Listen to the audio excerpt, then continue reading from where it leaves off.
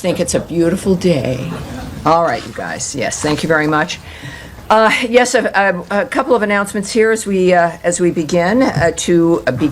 Today, the State Department issued a security alert warning Americans against travel to Venezuela and bordering areas for any reason.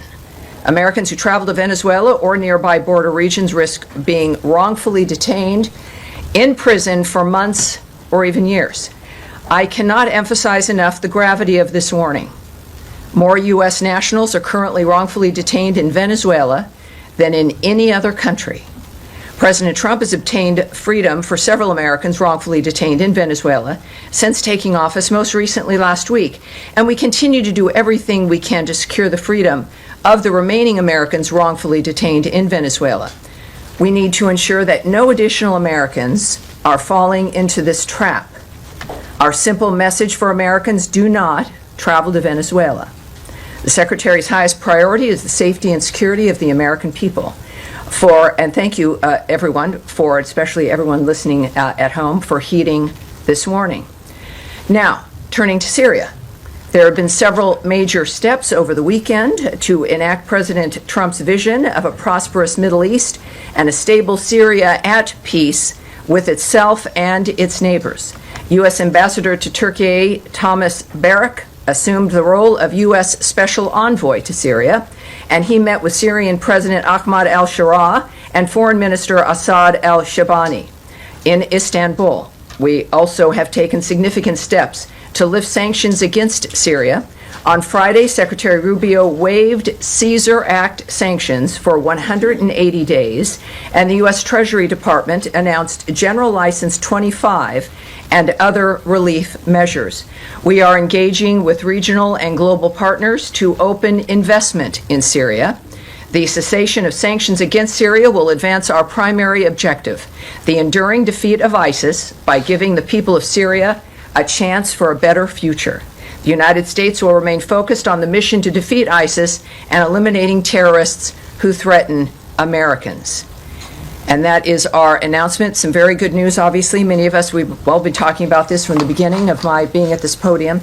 So it's a pleasure to give you some more specifics. And of course, with Special Envoy Barak, I think we're in very, very good hands.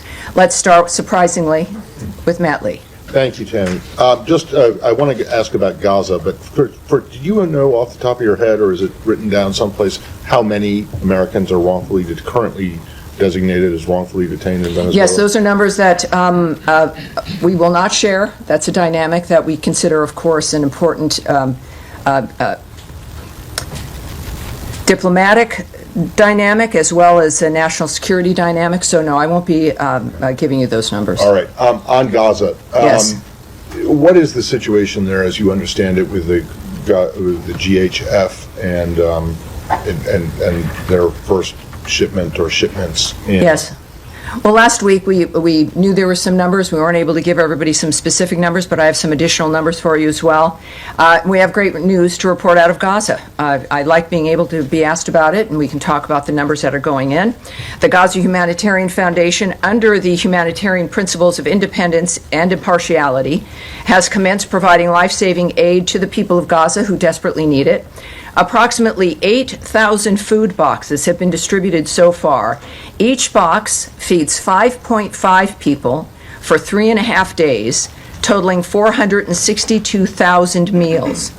And so those are the kinds of numbers, I think, as we're looking at what's important in moving that kind of aid through the area. Right, but there was apparently some incidents today involving potentially shots being, or at least warning shots being fired, and hundreds. Well, yes, Hamas still has weapons. Hamas is in a situation here where all of this could have stopped, of course, if they had released the hostages and put down their weapons, but they refused to do so. They've also rejected ceasefires.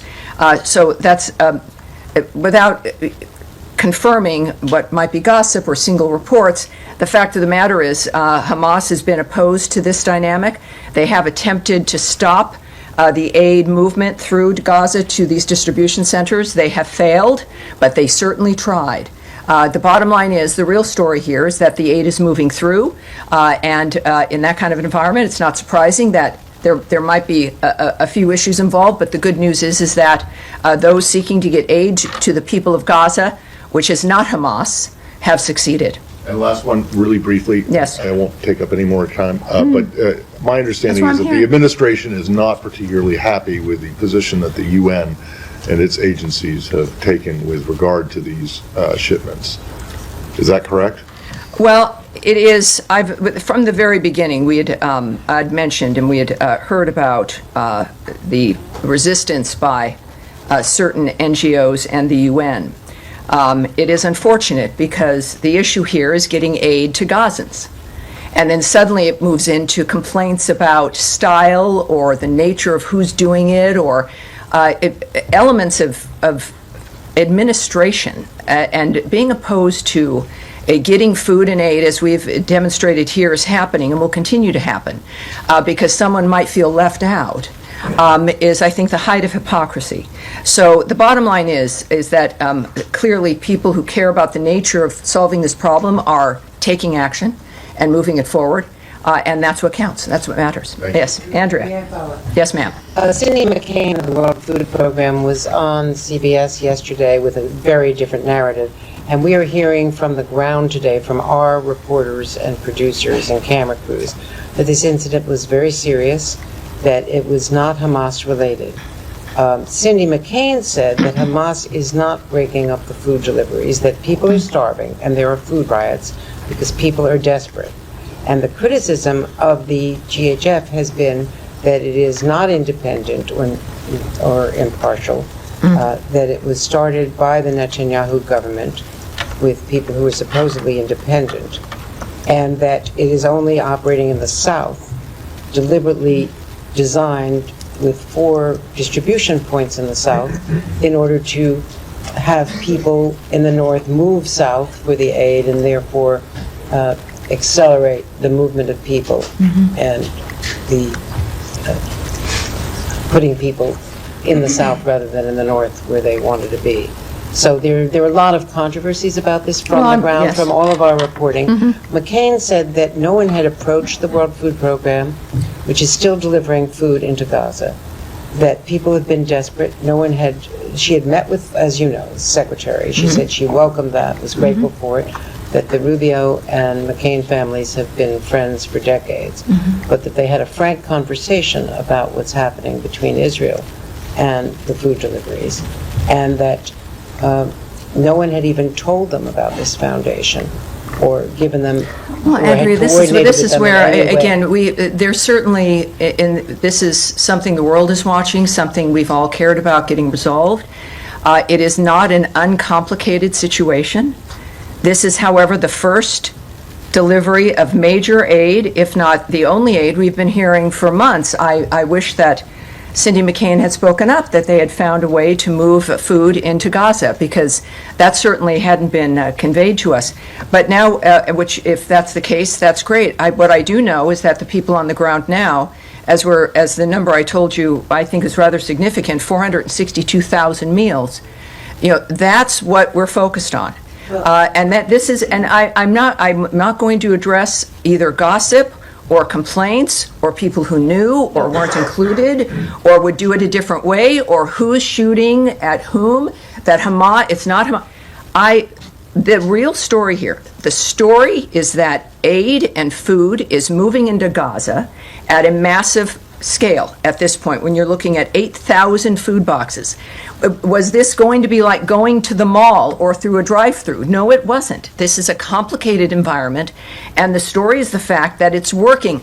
I find it difficult that there are people who would go on television shows to complain about a process that is working and moving food into the area. Tammy, Will one it improve follow-up, over please. time? Would anything that we do improve over time? Yes, in all likelihood. And I think anyone would welcome someone like Mrs. McCain or anyone else who has a method within which to contribute to this effort, to be able to do so instead of going on television and complaining. Tammy, And that's one follow-up, please. the real story is that this is succeeding, and I think we should all at least have the courage to embrace that.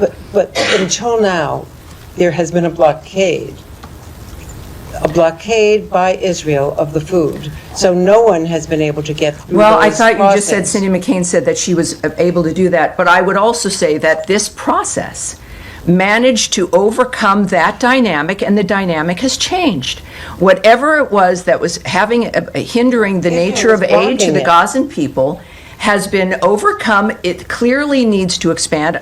I don't speak for this foundation, but clearly we've got to welcome any dynamic that allows getting aid and food into the region, which is happening right now, and that's the story. Nadia. Thank you, Tammy. Two questions. I understand this is the beginning of a process. For the time being, the delivery of food is at two places, which is Tal Sultan and the Murag crossing. Is there any guarantee that people who come from the north to receive this food, are they allowed to go back? Because that's the fear, that basically this is a way to move the population from the north to the south. And do you have any plan that they will expand it to go to other places Well, in it's the not, north? this is not a State Department effort. We don't have a plan. I can't answer that regarding the nature of how certain situations would be responded to. I'm not going to speculate or say what they should or should not do. The Gaza Humanitarian Foundation has an email. They should be reached out to, and that's what I'd recommend regarding plans to expand, plans to make assessments of what's worked and what hasn't at this point, and what changes they might make, and what the goal is. Clearly, the goal is to reach as many people as possible. Can I ask you Yes, about sir. Iran? Yeah. Go ahead, please. The Israeli Minister of Strategic Affairs is in town, according to Israeli media.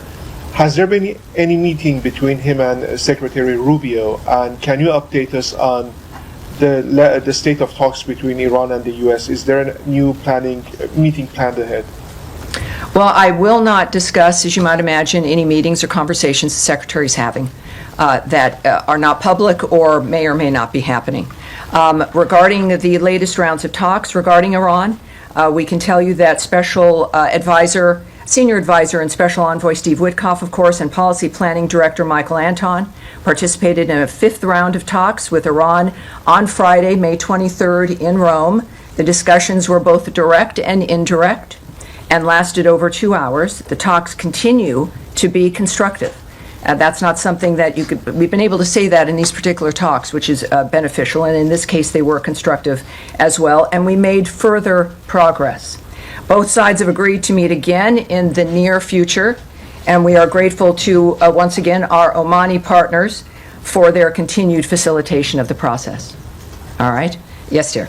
Just to follow up on the Gaza Humanitarian Foundation, because Sure. I think you talked about independence and neutrality that was involved in this new foundation, but I mean, quite clearly that's not the case. I mean, the IDF itself has said this has been done in coordination with it and the foundation, so it's clearly being done, and the security of it is carried out by, on the perimeter, Israeli forces and then American security contractors. The problem with that, and what all the experts in the United Nations say, is that you therefore have a situation where the aid is provided by an organisation that seems to be a party to the conflict, and that's what the UN has always avoided, because you potentially made the recipients targets, and we're seeing that already, potentially, in that this has become a very militarised form of aid. So I'm just interested in why you describe this as independent and neutral when it clearly doesn't appear to be so. Well, again, I don't speak for this foundation. What I can tell you is the description of the nature of what they're accomplishing, which is getting food and aid into that region. I'll say that just one more time. There are some disagreements about how that's being handled, how that's being implemented, but I think that most of us would agree that this is good news, that it, in any other mechanism, under any other expectation, was not able to accomplish this. So it's just that there was another mechanism that was able to accomplish this and more. which well, was you know, the when United we have, Nations, which was- you're right, we did have a really good mechanism. It was called a ceasefire, which Hamas broke. And it is a ceasefire and a plan that had been operating and offered, which they continually refused to accept, continued to hold hostages, as they still continue to not just hold hostages, but the bodies of the people that they've murdered. And they've refused to do the one thing that could stop this in a moment. They've refused. So we did. We had it was a ceasefire, and Special Envoy Witkoff very successful, and Hamas decided, well, that was just too much of that. So the real story here is that there's food aid going in. There will be people, of course, who will look at some of the details and not like it. But then I think it shows us the priorities of certain individuals when it comes to, at first it was, let's get these people fed, and now it seems to be something else in the meantime. Yes, sir, go ahead. Thank you, Tammy. Yes. Wait, no, sir. Oh, I'm sorry. I don't know who's speaking, but go ahead. Thank you, Tammy.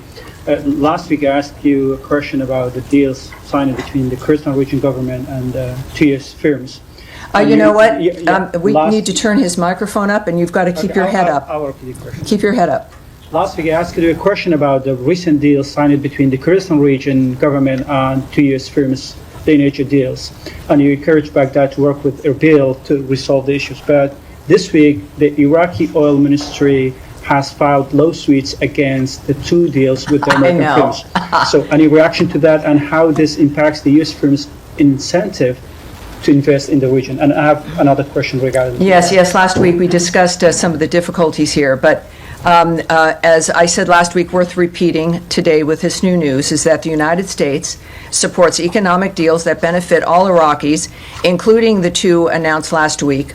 We encourage Baghdad and Erbil to work together to expand domestic gas production as soon as possible. These types of economic partnerships will benefit both the American and Iraqi peoples and help Iraq move toward energy independence. U.S. oil companies have invested billions of dollars in the Iraqi Kurdistan region's oil sector. We hope to see additional investment from U.S. oil companies throughout Iraq. We know, of course, last week Secretary of State Marco Rubio met with Iraqi Kurdistan Regional Government Prime Minister Mansour Barzani in Washington, also on Friday, May 23rd, a busy day here. Secretary Rubio and Prime Minister Barzani discussed opportunities to further increase trade and investment between the United States and the Iraqi Kurdistan region. The Secretary commended the Prime Minister for finalizing deals with U.S. companies to expand natural gas production in the IKR, which will help Iraq move toward energy independence. The Secretary and Prime Minister discussed their mutual interests in protecting the rights of religious and ethnic minorities in Iraq and Syria.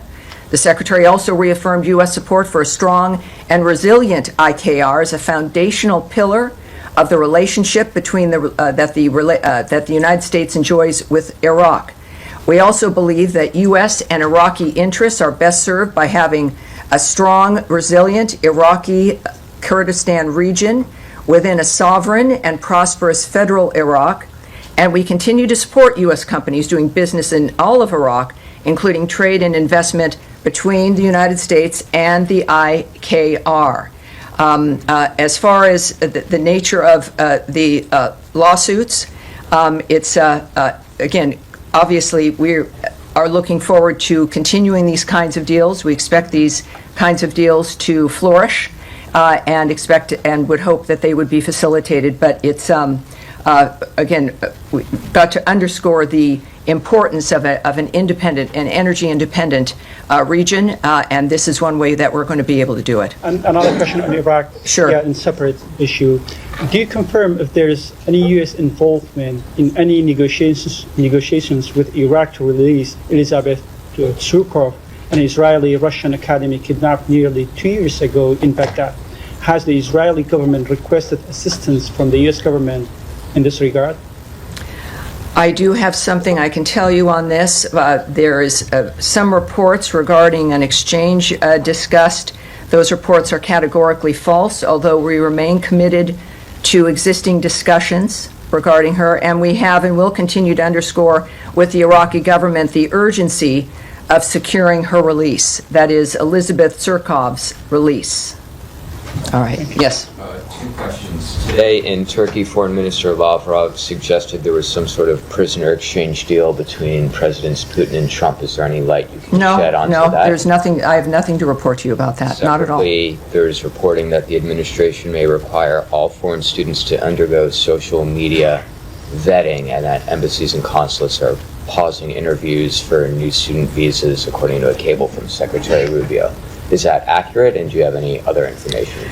Well, if you're discussing that, that's something that has not been discussed publicly. It would have to be leaked material if it exists. What I can remind everyone of, which we've discussed for months here, is that we use every tool in our tool chest to vet anyone coming in who wants to come into this country, and in order to do so, it has to apply for a visa to gain access to our nation.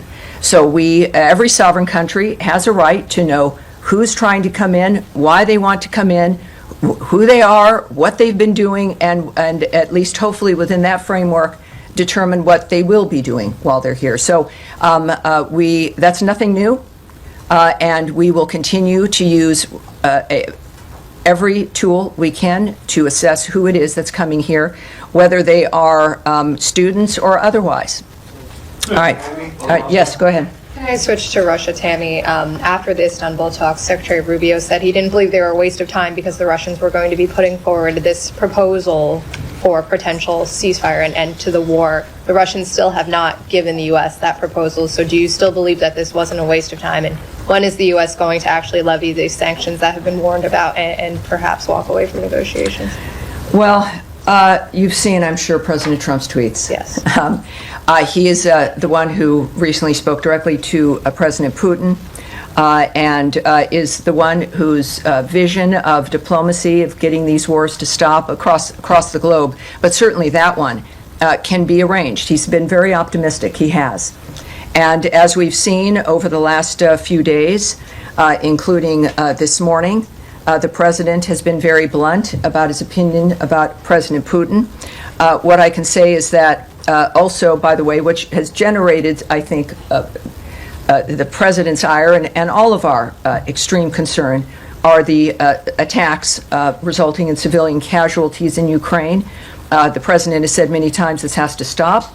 We are monitoring reports that this weekend's airstrikes by Russia constituted the largest aerial assault on Ukraine since the start of the war. Obviously, our thoughts, prayers, and awareness sits with the victims and their families. We are calling for restraint and urge all parties to avoid further escalation. We continue to support direct talks between Russia and Ukraine. The president supports any mechanism that leads to a just, durable, and lasting peace. Any mechanism. There is no military solution to the Russia-Ukraine conflict, and a diplomatic solution is necessary.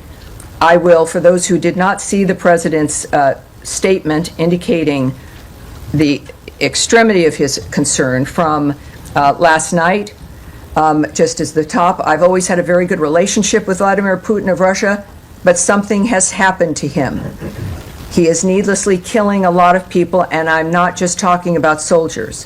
Missiles and drones are being shot into cities in Ukraine for no reason whatsoever. And that goes on, and that's from his Truth Social account. And this morning, he noted, what Vladimir Putin does not realize is that if it weren't for me, lots of really, really bad things would have already happened in Russia, and I mean really bad. He's playing with fire. Sorry, Yes. one quick follow-up, Tammy. The Germans say the U.S. has lifted all of its restrictions on the use of long-range weapons. Can you confirm that, and when was that I'm not decision going to taken? discuss that. No, I'm not going to confirm that. Yes. Thanks, Tammy. On that memorandum for peace that Russia's supposed to be coming up with, was there a timeline ever set for when Russia needed to hand that over? Do you see this as a delay tactic, stalling direct talks? Well, I can't speak to what if there was what the agreement would have been if there was a timeline. I can't share that information. I think clearly you should look to the president's sentiment that he's made very public as to indicate whether or not he's satisfied with what they've done. Yes, sir, in the back. Let me follow up on that question. Get your reaction to Russia's response to the president's tweet, calling it quote unquote emotional. Yes, well, I'm not going to speak about the president's emotions, but I think one reason why he was elected with a mandate last year is that we can all relate to him. He's transparent. He's doing something he cares passionately about. He knows what he wants to accomplish. He inherited a world that was on fire and is determined to stop those things. We've heard his remarks about all of this, clearly indicating a personal interest in the nature of what is occurring. And I think that that's what we all appreciate about him. If the Russians cared about the nature of how this is proceeding, they would be thinking less about that and more about what they could do, which is in their hands, to stop the carnage and the slaughter that's happening right now. So it's, I think, pretty clear where both sides are at this And point. then, given the president's public frustration of Putin, is it fair to expect some immediate policy adjustment on your I wouldn't call it frustration. It is a statement of the man who has led the effort for peace in so many different regions, making it clear and being completely transparent about his opinion about what's transpired. And I think that is something Russia should take seriously. Americans certainly do. And there are, as I mentioned last week, that there are many different things that the president has at his disposal to make sure that our position is felt and that can be used to make an impact to stop this carnage. Yeah. Yes, sir. King Charles has been speaking to the Canadian Parliament in the last few hours, saying that Canada faces another critical moment and is determined to protect democracy, self-determination, freedom. The true North is indeed strong and free, and that's being seen by many as a clear endorsement of Canada's sovereignty, a rejection of the idea of it being the 51st state. Do you endorse his sentiments? I'm a fan of Prince Charles, King Charles, and of Prince William and Princess Kate. I think they're a great family. That's it. Yes, John, go ahead. If you want, let me go back to the student visa issue. Leaving aside the issue of the cable, the Secretary himself has said that the vast majority of students in the country, foreign students, have done nothing wrong. They shouldn't be worried about their visas. They're welcome to study at American universities. People going to universities this fall, foreign students, should they be concerned that their visas won't be processed in time? Do you think that is the State Department confident that people can still attend autumn semesters? Well, this is every dynamic, and again, we don't speak about individual visa cases. We don't speak about the nature of the choices made about individuals. We do know, though, that we take very seriously the process of vetting who it is that comes into the country. And we're going to continue to do that. We're going to continue to vet, and we continue to have an interest.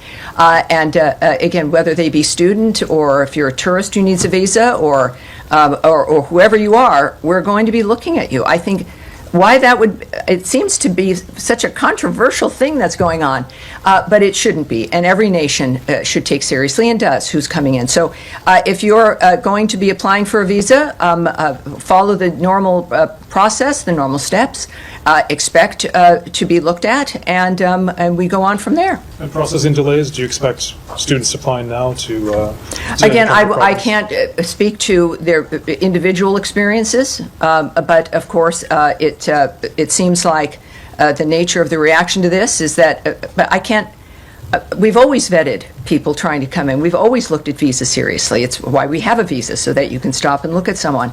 So I can't speak about what the individual experience will be, but the fact is that everyone knows that it's a reminder, certainly, that we're taking it seriously. Yes, go ahead, certainly. And you just said it. There is a vetting process for anybody who's coming in the country, but what is different now? Is there a new criteria, a new mechanism? What's different? Well, yes, we in addition to not discussing, for privacy reasons and a whole host of other reasons, discussing individual visa processes with an individual, but we also don't talk about the methods. We're not going to lay out here with the media the nature of the steps that are taken, the methods that we use. That would seem to be a little bit counterproductive, perhaps. But it is a goal, as stated by the President and Secretary Rubio, to make sure that people who are here and understand what the law is, that they don't have any criminal intent, that they are going to be contributors to the experience here, however short or long their stay is. And so the details of which I won't reveal, but it's one that will hopefully achieve our understanding of who deserves to visit this country and who does not. And just on Gaza, if I may. Of course. There were, to say it mildly, there were some challenges today delivering the aid parcels to Gaza. If there are more challenges of this sort, or if these challenges intensify, what do you expect? Is there a plan B? Does it stop? You Does it? contact the Gaza Humanitarian Foundation. I know it can be, it's difficult in that this is something that we've all hoped for and have wanted to help see succeed. But the fact is, this is not a State Department project or effort. So we're not in a position to make that declaration and even really speculating. The people who've done this clearly want to do it. They want it to succeed. And I think addressing this with them might be very useful. Yes, Saeed. Thank you very much. Just how can one contact the Gaza Humanitarian Foundation? This seems to be the gripe. I don't of the think United anyone would Nations. appreciate it if I gave out an email right here from the podium. I think there's a thing called the internet, and you can type them in, and you will get an email address. There's a lot of you, I think most of you are reporters. I think a number of you understand research and the typing in of the interweb tubes, which will give you that information, sir. Okay, just a quick follow-up Yes. on 2 points. Now, the gripe of the United Nations is that not knowing who this organization is and who stands behind it, who's going to finance it, and so on. They also say that there are very sparse or a couple of entry points and so on. They need more entry points. Yes, They need more- everyone has an opinion. Right. I The understand UN that. because- What I do know, too, is for the first time ever, Saeed, with your very well-founded concern, I can tell you that over almost 500,000 meals have been delivered into that region. I am pleased to be able to say that to you without dealing with someone or an entity or a group that isn't entirely happy because it's not absolutely perfect or because they would have done it differently. But we finally have that happening. Yes, sir, in the back, right there with with the great hair. You've got great hair, but no, yes, sir. You're pointing. You're doing this. I don't have gray hair. No, I'm not. That's why I'm not pointing. I think you probably do. You, sir. Thank you. Yeah, All right. all right. I have no hair. Well, there you Is go. it me? Okay. Just can you confirm? If, No, not. I'm saying not you. The man with the gray hair. You, sir. Speak up. I can make it. Thank you very much. Thank you. Sorry. That's all right. If you wait, they run right by you. Right. Yeah. All right. What's your name, sir? And what outlet? News. All right. Thank you. Welcome aboard. Thank you very much. As you said just earlier today, the world has been shocked by what's happened in Gaza over the past few days. The silhouette of a little girl. Well, I said it's been obviously it's been shocked over generations about what's Sure. been happening Absolutely, in Gaza, absolutely. and that Hamas certainly has refused to stop that violence. But go ahead. So, but just in the past few days, we've seen the silhouette of a little girl trying to flee burning classrooms surrounding her, killing people around her. We've seen thousands of Palestinians starved by Israel's blockade, herded between fences as they try to get fed today. A doctor who saw 9 of her children killed by Israeli bombs. All the while, this administration, of course, as we've seen, has sought to deport students who protest this, including one student who wrote an op-ed against this kind of behavior. The administration came in telling Americans it would be more pro-peace, more anti-war than This the is previous. beginning to sound like a soliloquy, sir. Do you have than a the question, previous- than the please? Do you previous have a question, administration. please? I'm curious. Yes, that's a how- very serious issue, and everyone Yes. has your question. Well, yes. I So please wonder, ask it. I wonder how you see this administration being more pro-peace or more anti-war than the previous administration, given these kinds of horrors that Americans are witnessing. Yes, well, it is a dynamic where, as I also just mentioned a little bit ago, we did achieve a ceasefire, something which nobody thought would be possible after the heinousness of October 7th, the nature of what had occurred on that day, the fact that there has to be a new way, the president has stated, we have to have new ideas to make a difference so this stops and doesn't go from generation to generation, which all of us have experienced. It's right, wash, rinse, and repeat over and over and over again, every 20 years. And it would never stop.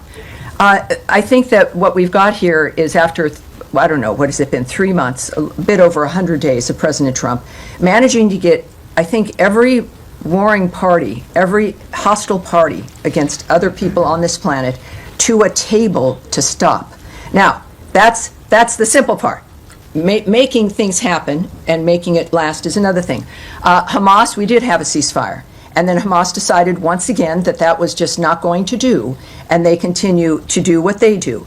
That, first of all, again, regarding that particular issues over the last few days, we call on all parties to this conflict to take every feasible measure to mitigate civilian harm We refer you to Israel for more information on its airstrikes.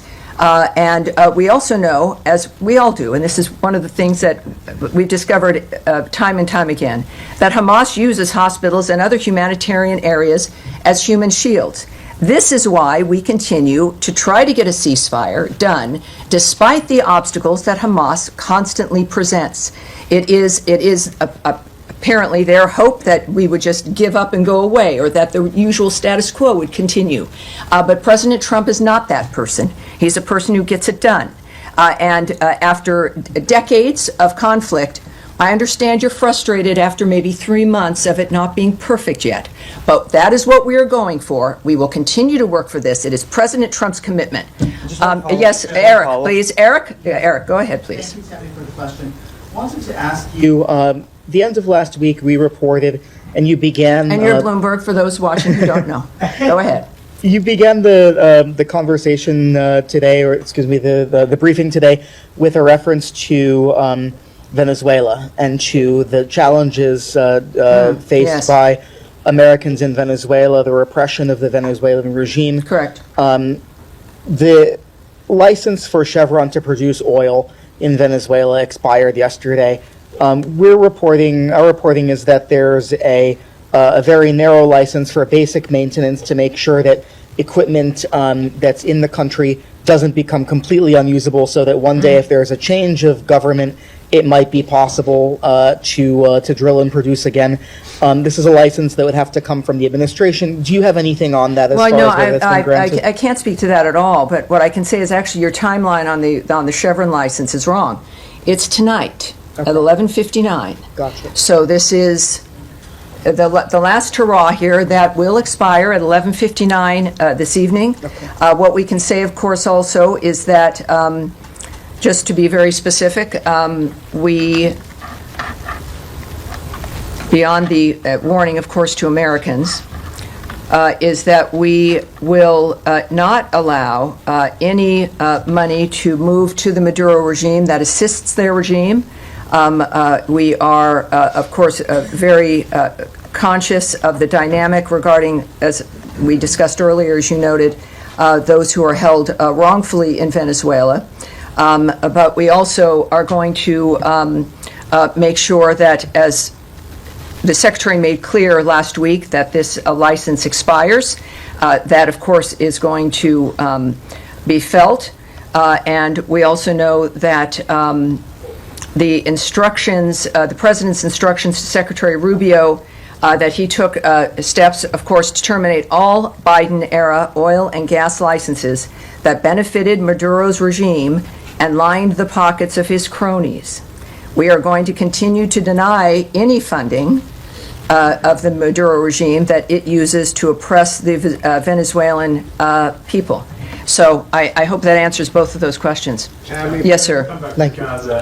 Specifically because tomorrow the Germany's foreign minister is going to be here and meeting with the secretary.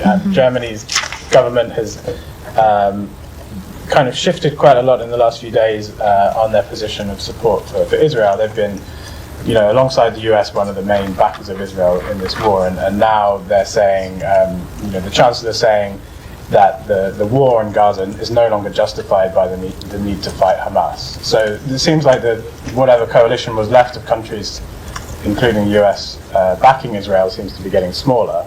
Are you concerned that there's even less international support for Israel? Does that influence the way that the US is thinking about this? That one of the main European countries backing Israel is backing again, Israel. Chancellor Merz noting that Israel's actions can no longer be justified. The fact of the matter is that Hamas has put the people in Gaza in this situation by launching that attack on October 7th, and by continuing to hold hostages, including the bodies of 4 Americans, and continue, of course, to maintain their weapons. So when we think about actions that can no longer be justified, I think we should adjust ourselves and look at what put us in this position in the first place. Regarding the UK, Canada, France, and any number of others that took disappointing steps last week, unilateral recognition of a Palestinian state, in this case, is unproductive and obstructs ongoing U.S. efforts towards peace in the region. And I think that there's a clear line that has been drawn by President Trump, which again definitely disturbs the status quo, which is that there has to be peace, not just for 6 months, not because there's been a deal made for a year, that this has to be enduring. The entire framework has to change. He's not kidding. He's not kidding, because otherwise, in 5 years or sooner, someone will be in your position, someone else will definitely be in my position, having the same conversation. We can't allow that to continue. That is President Trump's understanding and vision of the change that needs to occur.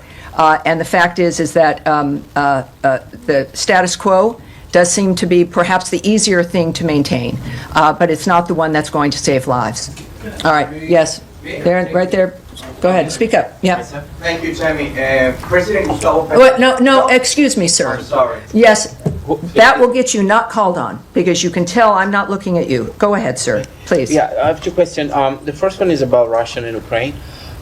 We're seeing the Secretary of State several times saying that the U.S. are closing to stepping back in different ways, and we know the U.S. did play several cards. So what can we expect if this is happening? It means providing more weapons to Ukraine in order to leverage with the Russian, or just it means doing nothing? Well, President Trump and Secretary Rubio have said multiple times that this is not a war that can be solved through the military and through violence, that it has to be done diplomatically. At the same time, you've heard President Trump note that there has to be direct talks between the parties. Direct talks between Russia and Ukraine. And also President Rubio's comments now for weeks that unless there was progress, that our approach would change, not our support for ceasefire or helping to achieve it, but the issue of mediating might adjust. As of right now, of course, there's a lot that's in flux, and President Putin is getting a sense of President Trump's anger at the nature of what's transpiring. But I think that it's clear that both parties need to begin to look at this situation in a direct way with each other to make the difference at this point. Can I go follow up? On Gaza and Israel, is there a limit to President Trump patience, let's say, or he will? I'm sure there is. Keep letting Prime Minister Netanyahu doing what he's doing in Gaza.